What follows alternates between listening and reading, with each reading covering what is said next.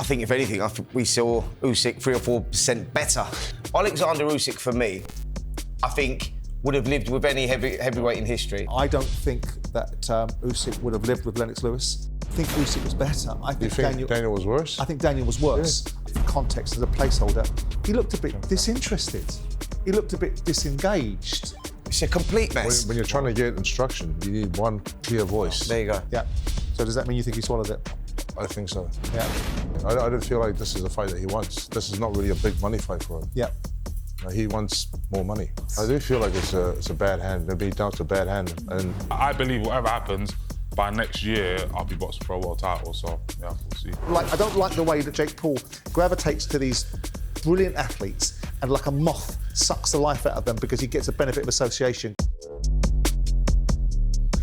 Welcome to episode 130 of Talk Boxing with Simon Jordan and Spencer Oliver. Joining us in the studio today for this heavyweight special are two heavyweights that were at the event on Saturday, one for one reason, one for another, one fighting and one making himself visible. Joseph Parker and Lawrence Okolie, nice to see you, boys. Nice to see you. Thanks for joining us. Cheers.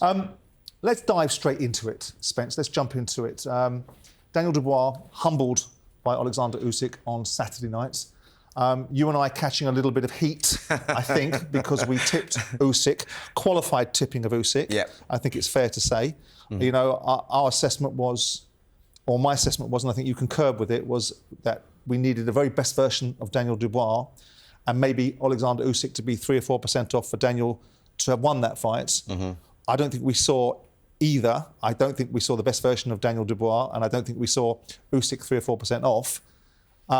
But how would you assess the overall thing? I think, if anything, we saw Usyk 3 or 4% better. You know, that's not taking anything. Do you?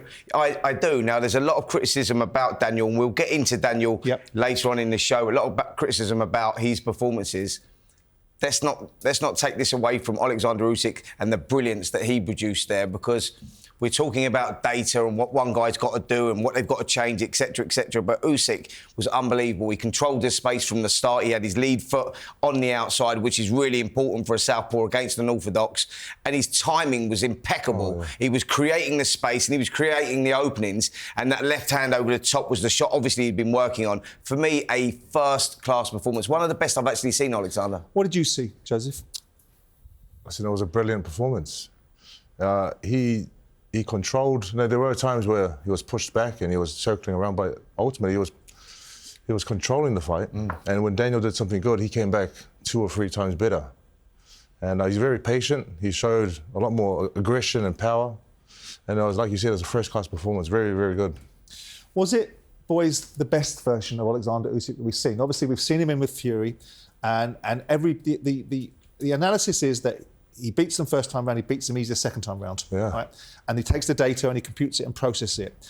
Was this the best version of Oleksandr Usyk that we've seen, given that it was such a dominating... I don't think Daniel was in the fight at all, really.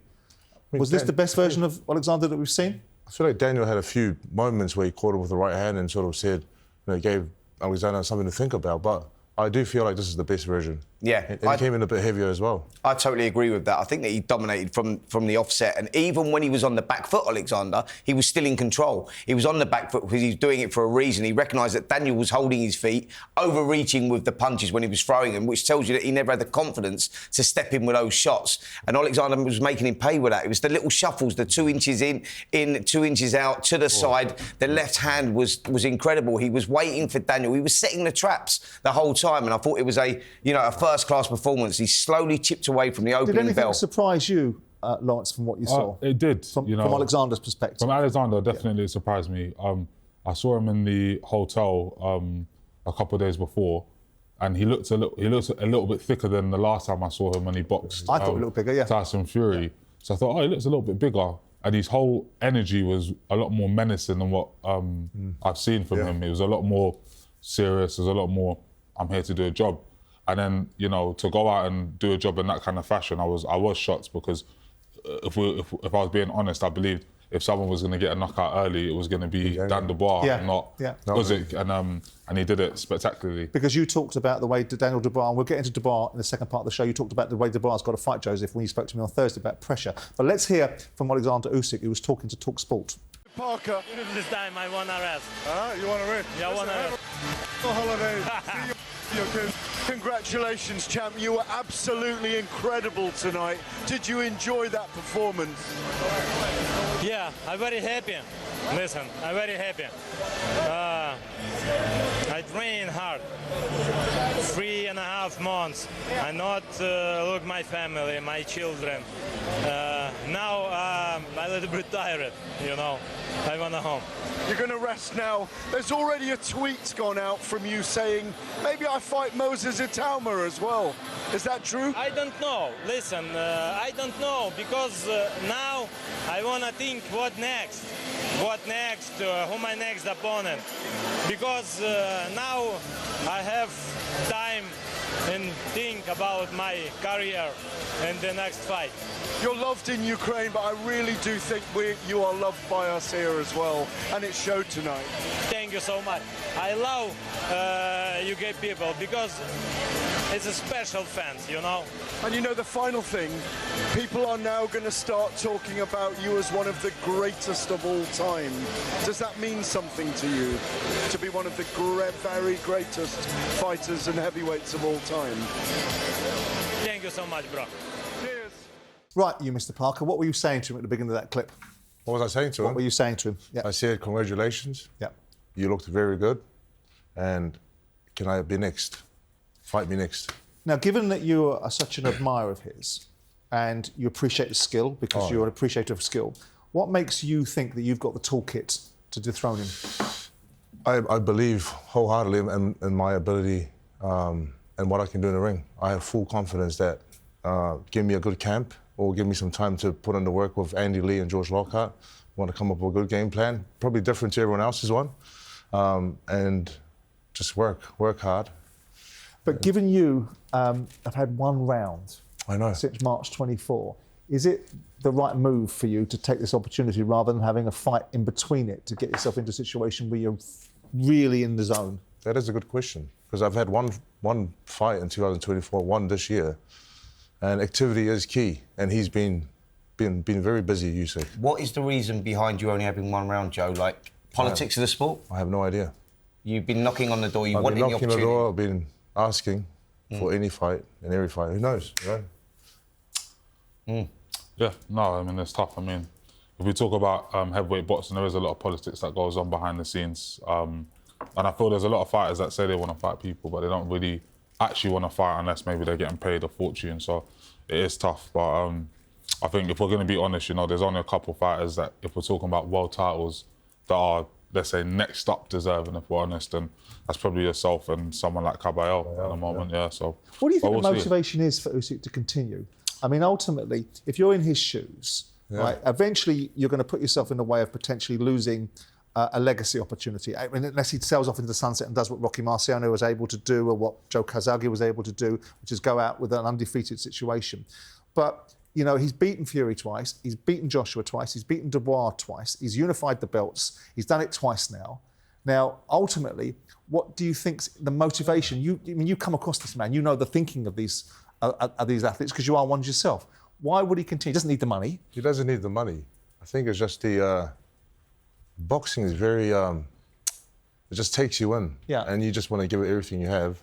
And I mean, even though he's 38 years old, he does take very good care of himself and his body, and he trains very smart. So even though he's 38, he doesn't look like a 38-year-old fighter in the ring. I think another element of that as well, for motivation, is obviously he does his stuff outside of boxing for the people of the Ukraine that are going through what they're going through, giving them hope. And that's like you sort of feed off Simon when you're looking at what can I kick on with, what can give me that motivation next. When he's sort of cleaning up the division, you go like you're looking for something to give you that drive to keep you going, because he doesn't want to finish boxing, and he proved that he's still very much at the top of his game. But it's interesting because one would have said the same thing about Tyson Fury, that ultimately he needs boxing. Boxing keeps him focused, keeps him straight, you know, whether it's the challenges with bipolarity or whatever Tyson has at the time. Yet he's retiring, playing in and out with himself. Yet Oleksandr Usyk doesn't need to prove anything to anybody. Tyson perhaps does because he's now got losses on his record, whereas Oleksandr Usyk hasn't.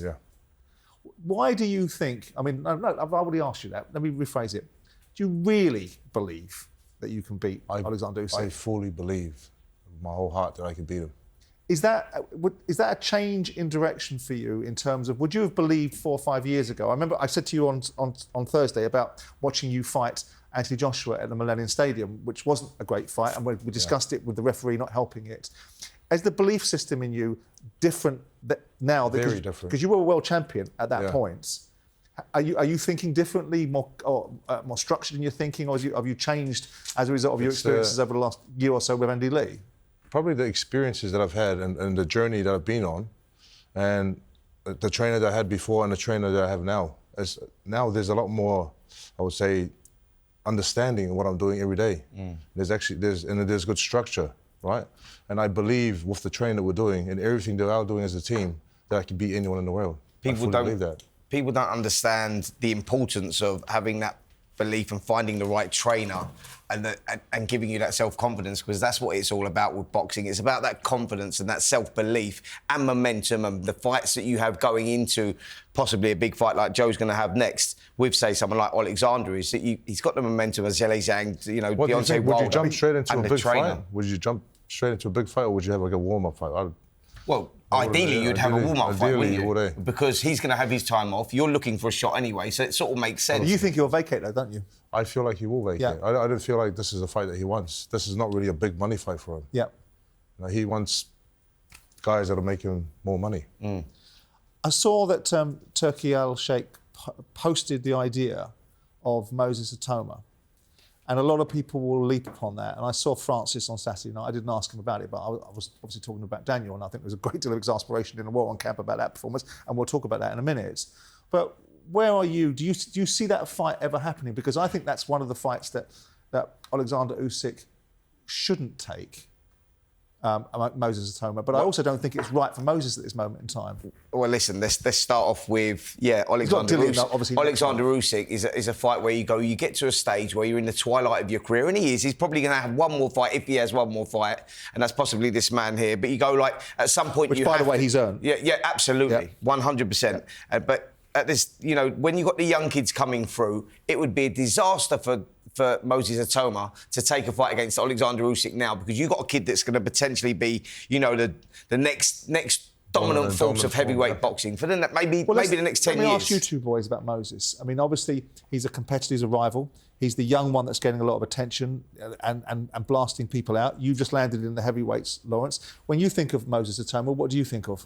I think of pretty much what everyone else is saying. Obviously, I've sparred him, I've seen him, and it's not fake. Like, it hasn't come from out of thin air. The guy's actually really good at boxing, I'll be honest with you. Yep. So we have to obviously wait and see how he does the rounds, see how it is under pressure of fight nights. But ultimately, from everything that I know of him, he's got a good mindset. And he is someone that if I was just looking as a fan, I would get behind at this early stage, because to be 20 and doing the stuff that he's doing, like... It's quite impressive. But do both of you think that it would be a big mistake right now to put Moses in, a talent like that with someone like Oleksandr Usyk? I think so for two reasons. The first one is he might beat Usyk. And then sometimes, obviously for us in Britain, it would be fantastic, he's come and beat him, but you kind of want someone like Usyk to fight people of his sort of era and generation. And, for example, someone like Park who's earned it, then rather than Moses, because a lot of people be like, oh, well, he didn't earn the shot or whatever else. And then the flip side, if you lose, it's like, why did you take that fight? So, what do you make of him, Joe? Moses? I think he's a very talented fighter. Yeah. I think Have you sparred him? I sparred him as well. He sparred pretty much everyone, all the heavyweights, and he's very impressive. In what way? Speed, movement, he's got good power and pop, and he's only going to get better and better. And he's only 20 years old. Like, he's got a massive future. And I think in the future, we're going to see him dominate and be the best heavyweight in the world, as long as he continues to stay on track and stay focused. Can you see a time where someone like you might fight him? Yes, of course. In the immediate future? In the immediate future, I do want to fight the guys above me, but if it does come down to it, definitely a fight that I will take. There was a point raised, and much as I dislike to raise points made by Gareth A. Davis, I'm going to raise it, about where Usyk sits in the great pantheon of heavyweight fighters, and the arguments being raised about where he is as one of the greatest and comparing with others. I'm in the camp, and I'm more interested in what you have to say, that I don't think that Usyk would have lived with Lennox Lewis. I think Lennox Lewis would have beaten him. I think Evander Holyfield as a comparison with a cruiserweight, because obviously he came up, is a comparison. But I wonder what you guys thought about where he ranks in the question of greatest heavyweights, because he's done something that most people haven't done, which is come up from one division, undisputed there, gone into the heavyweights, undisputed there, beaten all of the best fighters. Hasn't fought you yet, I know. But the marquee fighters that people think were the best fighters at the time, which is Tyson and Anthony Joshua and Daniel Dubois, and you'll have your moment, I'm sure. Where do you place him when you look at that sort of legacy list of great fighters? I feel like it's quite hard to compare because of the eras, right? But you're right. How would he face if he was fighting Lennox Lewis? Yeah. I think of our era, he's one of the greatest, right? But I'll give you one. So Lennox Lewis never really gained the respect that he should have got, or the recognition that he should have got, until about 15, 20 years after, when you look back and you look at it and go, wow, actually, he was great. But at that time, you're comparing him with the fighters before him, like Mike Tyson and stuff like that, and people not giving him his credit, justifications that he should have got. Oleksandr Usyk, for me, I think, would have lived with any heavyweight in history. I think that what he's got is he's had the speed and mobility. You're talking about Usyk, who bizarrely was born on the same day as Muhammad Ali, same height as Muhammad Ali, same reach as Muhammad Ali. And you're talking about that, and you're looking at the comparisons, and then you go, he's as good as any one of them. And I think that in 10 years' time, when it's all over, correct me if I'm wrong, I think we'll appreciate it more, because that's how history sort of repeats itself, isn't it? I completely agree. I believe you have to look at someone and what they do with what's in front of them. He's boxed so many, and we're talking from cruiserweight. So I was watching him when I just started boxing, when I went to the Olympics. He was already undisputed cruiserweight world champion. So I've seen him not just box these heavyweights, but he's boxed Brady's. He's beaten all the best fighters at cruiserweight, moved up, and now did the exact same thing now. And we've got, Lennox Lewis is one of the best heavyweights that's ever lived, but he's got a jab, a right hand, certain boxing style, and Usyk's managed to deal with someone like Tyson Fury, who's taller than Lennox Lewis, dealt with AJ, who's got similar sort of explosiveness, dealt with Dan Dubois, who's a really heavy-handed guy, and then also at cruiserweight dealt with faster guys. So there's not a style that I've seen Usyk really struggle with and say, there's no way he would have been able to deal with this person or that person. And Joe, also, Oleksandr Usyk, what he does, which maybe other heavyweights in the past are maybe guilty of, is Usyk stays switched on for 3 minutes of each round for 12 rounds. He does. Lennox Lewis, the 2 losses he had to Rackman and Oliver McCall, is that switching off moment. But that's what I'm saying, that is a guy that is very difficult to beat, that has that movement, mobility, and that as grown into a full heavyweight now, you can't deny. So when you're doing comparisons, you go, what has anyone ever done different or better than what Usyk does now?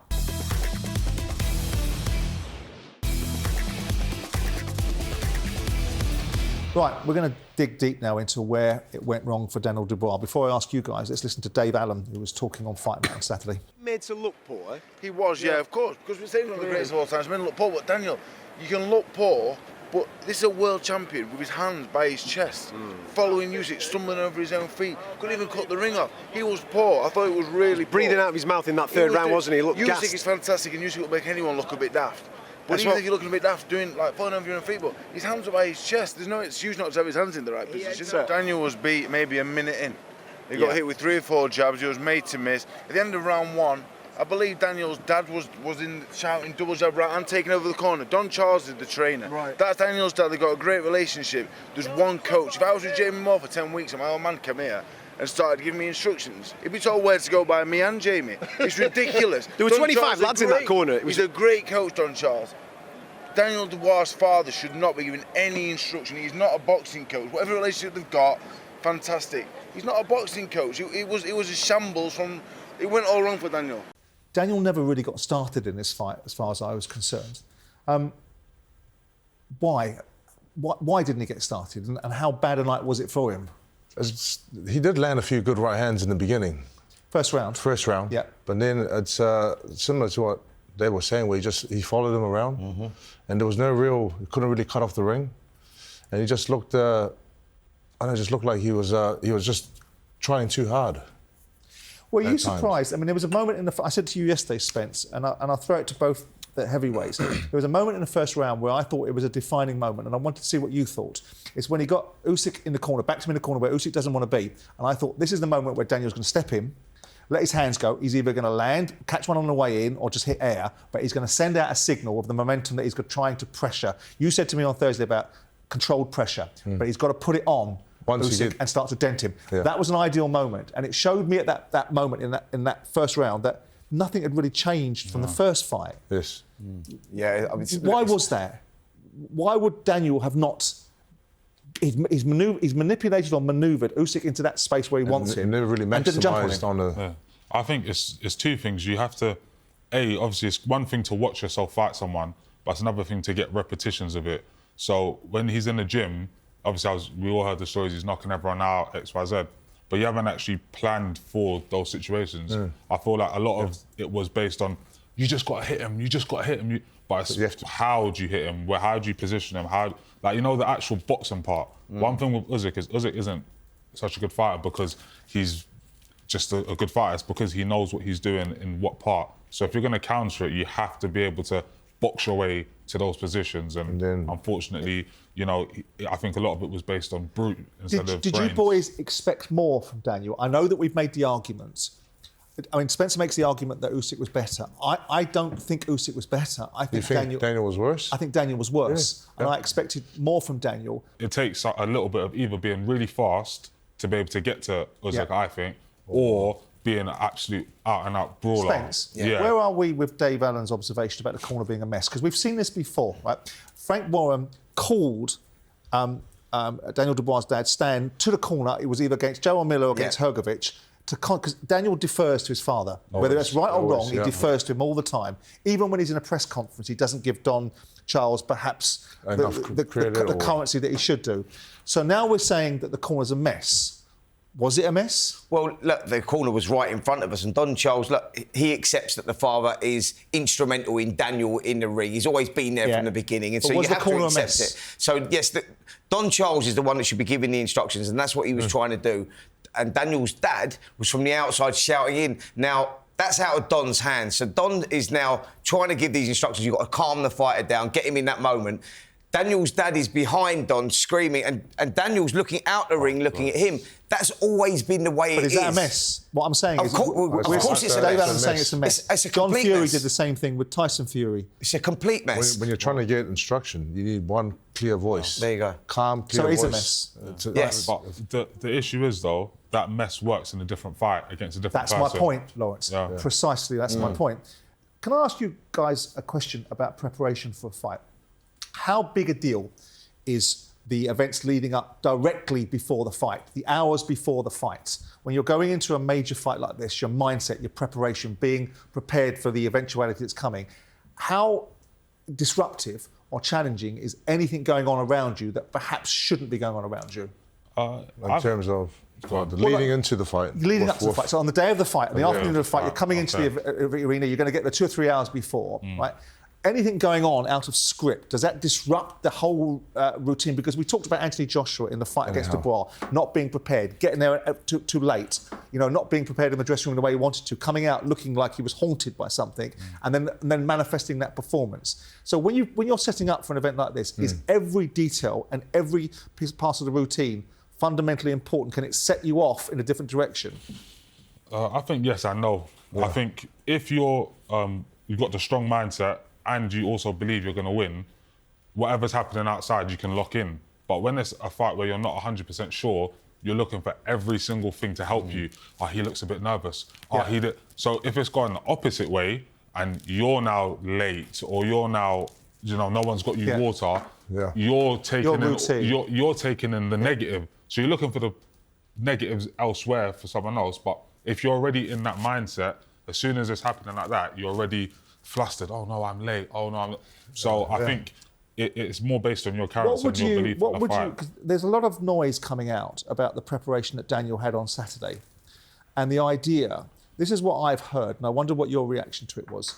There was a party at Daniel Dubois' house, ordered by his father, with about 70 people at the house. The day of. The afternoon of.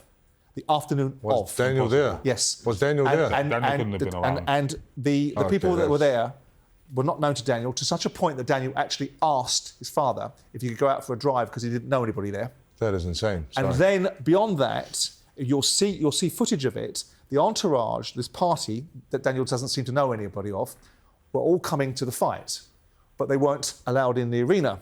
And so on the way in, they're being asked by security as to the reasons why they come in, and Daniel is being stopped and told, I think his father told security that unless you let these guys in, he's not fighting. Oh, that is sorry. How disruptive. That is a different story altogether. That is insanely disruptive. Wow. I mean, we're talking about fighters being regimental on the day and superstitious on the day, and some fighters want to wear a ring in their laces and all that sort of stuff. And it all has to be on point for you to go in there, because, like you say, like any little thing can throw you off track. That is not a little thing. Could you imagine? No, can you imagine going through that? Yeah. No. And the problem is, it's coming from someone that he looks out of the ring. When they're talking, it's coming from his dad. Obviously, I've trained with him. His dad's a huge part of his life. So that is obviously going to be disruptive. Are you surprised by this, Joe? I am very surprised. I'm shocked that you can have that many people over.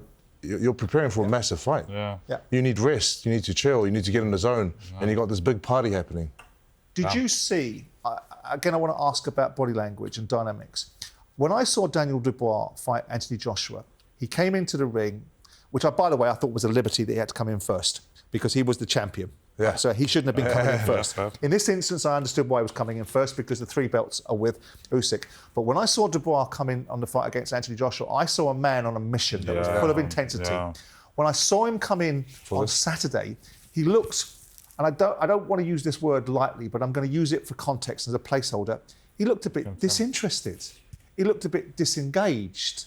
He didn't seem to have the same intensity, the banging of the gloves and the intensity. Now, some of that can be histrionics and a lot of way.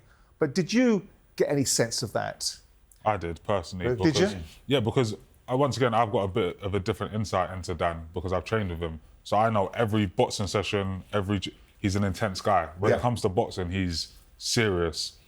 And whether it's maybe beating AJ on such a big stage and getting, you're the guy, you're the king, sir, you're 70 people entourage, it can kind of change how you feel. Obviously, you see now, he's a lot more talkative, he's like... Growing up, Yeah, so it's a bit like, maybe he kind of, I'm not saying he's lost it, but a little bit of that, you know... Didn't really have the same sort of all-right energy. Surely what's happened hours before, though, like we're just talking about that, and then, like, you know, your mindset and going in there. Daniel strikes me as that type of guy that you go, everything has to be in place. Do you know what I mean? Everything has to be meticulously in place. Something like that happens, you go, now all of a sudden, has that like sent him elsewhere? Because I'm with you, Simon. You look at him when he was on that ring wall. I worry for that boy. And I do. You know, listen, I've seen Caroline make her own decisions, Caroline Dubois, and she seems to have blossomed.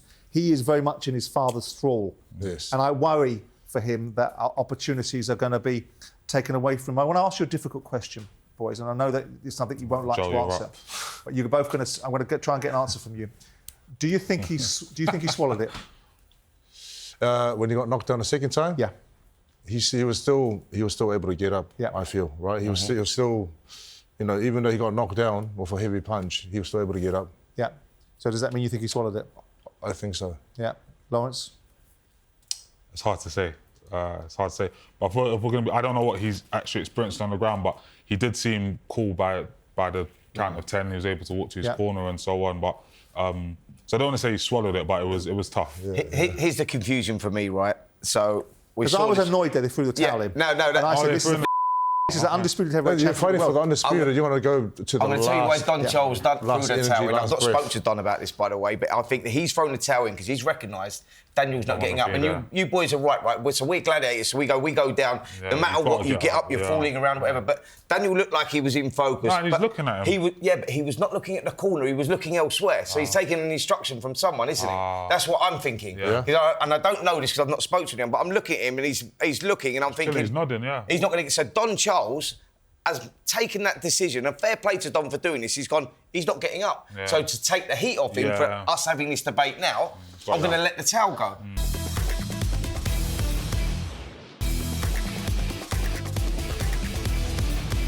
Right, so let's start with you, Joseph, about what's next for you. I know you want Usyk next, but you suspect that he'll vacate the WBO belt, which you are the mandatory for.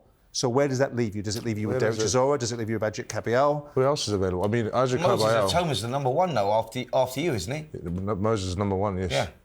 Yeah. So it could even be Moses. I do hope that Usyk doesn't vacate the belts and I can get the opportunity to test myself against the best, but you just don't know what's going to happen. But how does, I mean, do you have no control over your own destiny in this situation? Because ultimately, aren't you the mandatory for that belt? So somewhere along the line, isn't it somebody's job to tell you or you to tell them what you want and it subsequently manifests itself? I've already spoken to Frank and my manager and I've said, this is what I want. And what are they saying to you? What's Frank saying to you? I mean, we have to, I mean, it was what Usyk really wants. If he wants to keep the belt and unify and do it again for undisputed, then he can. Yeah, but if he wants to vacate, it's really up to him what he wants to do. Well, you can't do anything until Usyk decides whether he's going to vacate or not. Until that deadline's up, no one can do anything, can they? What other options do we have? I mean, if he vacates... If he vacates, you go in as the mandatory against Moses, who's the number one. Yeah. That's the obvious fight. And what other options are there? What is... I suppose... There's Chisora, what else is there? Lawrence? Yeah. There's options out there. There's a lot of options out there. Yeah. When you take Moses now, would you? You'd want to fight Moses now? I mean, if it's forced, I'll take him. Yeah. But at the moment, no, not really. I want to be fighting the guys that are above me. I mean, Usyk, because this is the only one right now. What about Anthony Joshua? I mean, commercially, Anthony Joshua is the noise still. And one of the things I saw, I don't know what you guys saw this, I don't know what you thought, and I don't like to discredit anybody in any shape or form, but the level of intensity, what I saw on Saturday night was a level of interest and focus in the arena. And when the main event was announced, after Lawrence's fight against Kevin Ballerina, the atmosphere went up a level. But it never replicated the level it went up when Joshua fought Dubois a year ago. And so this X factor that Anthony Joshua has to bring, whatever you think of him as a fighter, and I'm not his biggest supporter. But he does bring that X factor. But he brings that intensity. So what about Joshua as an opportunity for you? I think Joshua, from what I've been seeing, is talking about Jake Paul, right? Or Jake Paul's talking about Joshua. You know what I mean? Right, so if Joshua's really still, like Lawrence said, if he's still motivated and he still wants to box and give it everything he has, then he has to fight one of us to get back to the top. But at what point, we're going to hear from Jake Paul in a minute, but at what point do you, as the mandatory challenger for the WBO, let's say that Usyk vacates the belt. Is it the WBO that's next up? Do you get the first odds? Yes. So it's the WBO. So if Usyk's going to fight again, he has to fight you or vacate the belt. Or vacate the belt. So assuming that you think you know that he's going to vacate, and if you're right, at what point is Frank going to be providing you with the alternative? As soon as Usyk makes a decision, then we want to know exactly what we're doing. And what timelines does that happen? Is it 28 days? Nah, I think 7 days for Usyk to decide. Is it 7 days? I'm not sure. I'm not sure. Or is it the same as I thought. So, if Usyk vacates, you're saying Moses Atoma is the next fight. Is number one. I'm not saying. Yeah, I'm saying he's number one. Whether he's the next fight, but like you say, commercially, if you're looking at things and weighing up, that him and Joshua have got history. You go, well, that's a fight that would sell and could sell. But if you were going by the way the rankings are, you're talking about it's got to be Parker versus Atoma because that's how it would lie. OK. Well, look, we mentioned Jake Paul. As much as I don't like to give Sideshow Bob too much airtime, let's have a listen to what he was saying with Turki Alalshikh. I'll put some meat on the bones of you and Anthony Joshua. Is it happening or not? It's going to happen. It's going to happen. I want it to happen here. All the odds stacked against me. I believe that I will beat him and shock the world and create one of the biggest upsets in boxing history. Tyson Fury was saying he put $1 million on you beating Anthony Joshua. I seen that. He's backing me. He's a smart lad. Are you really talking about a fight between him and Anthony Joshua? Why not? It is a win-win deal. You seem to have made anything possible in boxing. Is the dream coming true? I sat with you a long time ago now. You are with me from 23, 3 years now. You see what happened. But Saudi Arabia now is pushing to have big events, great events, not only inside the kingdom, also outside the kingdom. We have a lot of things here in England. You see Newcastle, you see a lot of things. About the boxing, the most important things now for all of us, no more pay-per-view. This is the important thing. You're close to Anthony, Lawrence. Yep. At one point you might have been considered to be a little bit of a protege of his. Where are you on this nonsense? Where am I? I can't see it happening. I can't. Although, yes, lots of money, so on and so forth. I can't see it. I just can't. It just obviously seems as someone wrong. someone who's been a unified heavyweight world champion going in against Jake Paul, it doesn't sit right. Yeah, and it's like I'm also talking from a health and safety factor. It's like he's maybe a cruiserweight. Yeah. I think Joshua's a very big, strong heavyweight, and if he turns it on, it's not just a risk of a knockout. It's a much bigger risk. So I can't see it personally, but it's good talking point, I guess. But I just can't see it. I was talking to someone in and around Anthony's camp yesterday, and they were talking about the damage it does to his legacy. And I think people forget things, and I think they forget what people do in years to come, and they'll remember what Anthony Joshua did. If he goes and fights, it's very easy for people to say, oh, you shouldn't take that fight because it damages your legacy. Jake Paul, whatever you think of him, right, brings a huge amount of commercial interest and a huge amount of revenue, right, which is why Turki Alalshikh will be speaking about him, because it opens up a whole raft of other commercial opportunities. And it's very easy to turn around and turn your nose up at something. But if there's $150 million on this fight, Anthony Joshua goes in, pops him a few times in the face, walks out of 150 million quid. No one will remember the fact he fought Jake Paul. They'll remember the fact he knocked Klitschko out in Wembley in 2017. Totally agree with that. So I'm kind of, whilst I don't like it, and I don't like the way that Jake Paul gravitates to these brilliant athletes and like a moth sucks the life out of them because he gets a benefit of association, because I think they deserve all the association.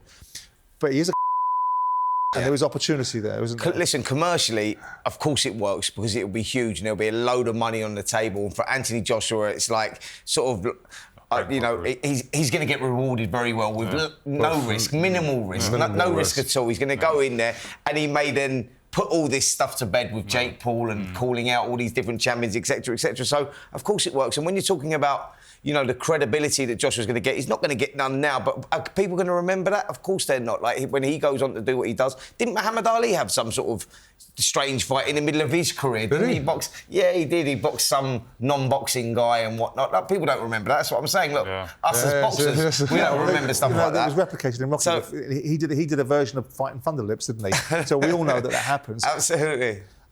Before I move on to Lawrence, do you feel you've been dealt poor hands? Pretty much, Joseph? yeah. I mean, you've gone in there, you've dealt with Deontay Wilder, and before people saw that Deontay was on decline, you've hastened his decline. You dealt with Zhilei Zhang. Obviously, the Okolie situation was unfortunate because you should have been fighting Daniel Dubois. Why are you being dealt this sort of hand where the opportunity isn't presenting itself to you and you're not being able to fight for one round in 18 months? I do feel like it's a bad hand. Being dealt a bad hand, and I feel like we're not, myself and the team, we're not priority. No, I am signed with Frank. Yeah. But there's just no real. Hopefully they can push it now, push it along. But I just feel like there's no real push. Are you too nice, Joe? Because you're one of the nicest fellas I've ever met, mate.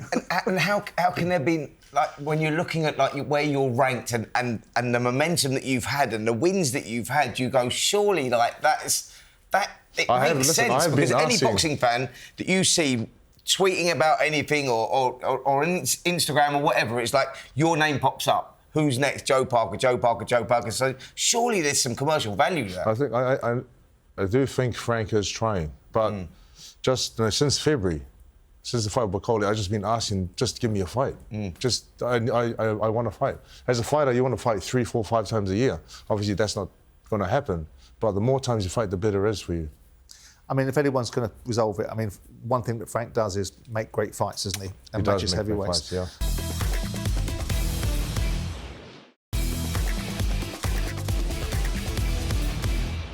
Let's move on to you, Lawrence. A good win against a backdrop of a torn bicep. Yep. How do you review the performance? I haven't watched it back, but being in there, it felt good. Similar to Joe, I'd come from 2 first-round knockouts last year, so I'd only had 2 rounds of boxing in the last, 2 years myself. So it was good to get rounds in. It was good to deal with a bit of adversity with my left hand.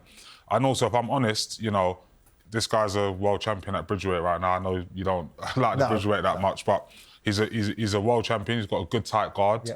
And he's been prepared to fight me for a number of years, so I had to be very clever in there. And because you'd done your bicep in the first round, didn't you? I did my bicep almost instantly. And it's my first time ever dealing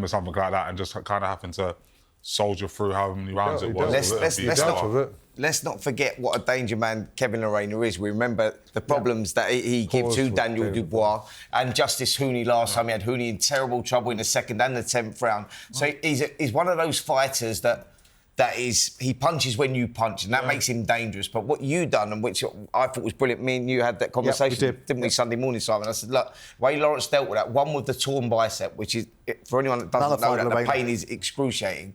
But the way you controlled the space, you boxed so well, you used that range. Every time he come in, he was trying to close the space with his hands. You were recognising that. His feet were too slow. But you weren't getting in the pocket and allowing him that opportunity. Like, those little things are like, it takes a lot to do that. There's certain fighters that have been world champions that couldn't do that, hence why he's had the success. So, for me, I thought that was a first-class performance. I said to you, Simon, didn't I? Yeah. Lawrence is a difficult guy to beat at heavyweight. Because you talked about the reality of Lerena and how dangerous he'd been made to... He had looked against other fighters. Yeah. And Lawrence negated all that. But one of the things that does reverberate, Lawrence, and this might be slightly unfair, but I'm going to ask it all the same, because it wasn't one of those fights that was flashy, and there wasn't, any real substantial jeopardy in the fight in terms of no knockdowns. This idea of people thinking that your style is boring, is it something you're ever going to be able to shed, do you think? I think it's going to be tough. Obviously, listen, we have to be honest about, especially my cruiserweight performances. I think it's easy once there's a narrative to sort of paint that narrative consistently. So it's going to take wins. It's going to take... Big wins. Yeah, big wins. And listen, say, for example, I put that performance against Caballero and won every round and beat Caballero, and all of a sudden it'll be like, wow, indeed, amazing. Do you have more self-confidence in yourself now you've moved up to heavyweight after the struggles of making cruiserweights? I know that can affect a fighter psychologically because of punch resistance and whatnot. So if we look at it, as you asked me about how far about the fight, my hand was injured and I'm in there with a clear puncher, but there wasn't me initiating lots of holding like I have done in the past. I was a lot more, I can move. I can take one shot here. I could, I could think my way through the fight as opposed to being in a constant state of panic. So I do take stuff from that, especially it being my first 10 rounds in a long time. And that constant set of panic that goes on is because you're making the weight and the punch. People that don't know that when you're making weight, that punch resistance, man, it's like every time you get hit, it's like someone hitting you with an iron bar. Because your brain loses that cushioning around it and you do feel those shots. So you could see that in your performance. You're more cruiserweight. So, for example, I would usually be 100 and something kilos, getting down to 90 kilos. And in sparring, let's say early part of camp, I'm flying. This is at cruiserweight. I know it's a long time ago. Yeah. But as I started getting down to like the 95s, 99, as you said, in sparring, it feels different. Even just being able to push someone off me. But you feel the shots and you could... everything felt a bit different. Now I feel, as I'm going to the ring, I don't feel... Not necessarily, obviously, anything can happen in boxing, but I don't feel worried. I just feel like, like whatever's going to be is going to be. We're going to have a good time in there. Your weight and conditioning, because you look big on Saturday. I'm trying not to be personal, but I've got to call it as I see it. I saw Duke McKenzie earlier on, and I described it as you looked a bit watery. Yeah. You looked heavy. Where are you in your conditioning growing into being a natural heavyweight now? I think, well, obviously this fight, I only had 5 weeks notice for it, so I wasn't going to get into my greatest condition. I do think with like a 10 or 10-week camp, say I was boxing someone that, has been pre-ordered, I'll be able to get into much better shape. But now, I think that's my second fight at 260. Although I did the 10 rounds quite comfortably, I do think that to beat, the top guys, I'm gonna have to be a little bit more trim, just because I realise that if I can't get a knockout, let's say in the first 6 rounds, I'm gonna have to be able to carry a box and move and do other stuff. So it's a lot better to probably be more the 245, 250 for myself. Right, so you've got to take another stone off, really. Yeah, agreed. Yeah. And I will. I will. Just for longer camp? Longer camp. And even just more so outside the camp, because I always train throughout the year, but maybe I will have 2 steaks instead of 1 steak. Food is key. I will have, you know what I mean? So I don't eat necessarily bad food, but I just eat a lot of it. Because you talk a lot about that, Joe. You talked about it the other day, Thursday, you talked about, was it George Lockwood? George Lockhart, yeah. Lockhart, and how important he was, because everything gets hung on Andy Lee's door, but also you were mentioning the fact that conditioning is a fundamental part of the ascendancy you're going into. It comes down, there's a science to it, right? With the strength conditioning, but also with the body and the food and everything. It just all comes together once you get the proper structure for it. Because you've grown into, you was always a small heavyweight. When you were WBO champion back in, what, 2015, I believe? Something like that. 2016, You was, 2016. You was a relatively small heavyweight, but now you filled yourself, but you've done it in the right way. Like, you put on muscle bulk in the right places. I think, like, obviously meeting George and following his plan. Like, I turn up to the gym, I don't even have to think about what I'm doing. Like, Andy will take care of the boxing, George does all the strength and conditioning, I'll do my running, even for the food. So nice to have someone just cook all your meals. So people, a lot of people know that actually heavyweights do still have a diet. Yeah. So what does a roadmap look for you, Lawrence, for the next 12 to 18 months? Me personally, it's now, obviously I'm #1 ranked with the WBC, so it's whatever they kind of say. It's a similar situation to Parker. It's like, I don't have the power to just go and say, I want this fight, and then it's going to happen. Yeah. That's just the reality of my position. But I do believe Cabal, who I saw at the event, obviously I don't want to do empty call-outs, you know, obviously with my injury, but as soon as it's healed, that's the type of fight that I want to, and I believe I need to be in, because for me to get heavyweight world title, I need to beat that level of guy before, either for the world title or before I can get a world title shot. So that's the reality of where we're at. So in your mind's eye, I mean, you'll all have targets for yourselves, and then you'll try and framework around the commercial opportunities of where it presents itself. How long do you anticipate it is before you get an opportunity to fight for world title? It's all about Usyk. I've got to be honest with you. It's all about Usyk. It's, does he want to keep on hold of all the belts, or does he want to vacate and box someone else? So, you know, everyone is sort of waiting to see what happens, because say, for example, Usyk now says, I want to keep all the belts, I want to box Parker. That's all the belts are on hold again until that fight happens, and then maybe you have one in between, or they all get relinquished, and then it's #1 versus #2, where I sit there and I say, I've said for a long time, Caballero's a fight that I would love. I'll get that fight, and then all of a sudden you're in a world title fight, and I expect to win. So it all depends on what happens with the very top guy, which is Usyk, and we kind of go from there. But I believe whatever happens, by next year, I'll be boxing for a world title, so yeah, we'll see. Would you fancy fighting him? I would, obviously respectfully, do you know what I mean? We were potentially going to fight, you know, with the Okolie situation, but he's got a great win over Okolie at that time. So for me, it's like there's no fighter in my career that I say no to. It's as a heavyweight, I mean, as a fighter, you'll fight everyone. 100%, and I mean that like wholeheartedly. Someone like Lorena, he might not be the top elite, but 5 weeks notice, someone like that said, Parker. Like, I don't have a fear of like other boxers. I just enjoy. I just enjoy. And I also I believe in myself and in my skills. So I'm ready for whatever. Right, fantastic. Right, that's it for episode 130. Thanks to Spencer. Thanks for the two boys, and I'll be looking out for you. And we'll see you guys next time we're out.